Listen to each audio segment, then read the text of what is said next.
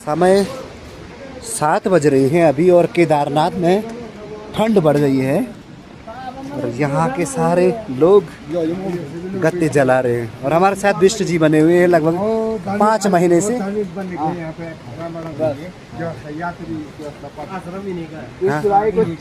इन्हीं का आश्रम ही है नहीं और विष्णु जी आश्रम में का आसरा भी नहीं का है। आश्रम ही नहीं का। ये बोलो ना को 4 महीने हो गए, 4 महीने से घर नहीं गए। ये घर है 2 महीने बच रखे हैं। आश्रम में का आसरा भी नहीं का। और आप देख सकते हो पूरा केदार पूरी बादलों में गुम हो रखी है।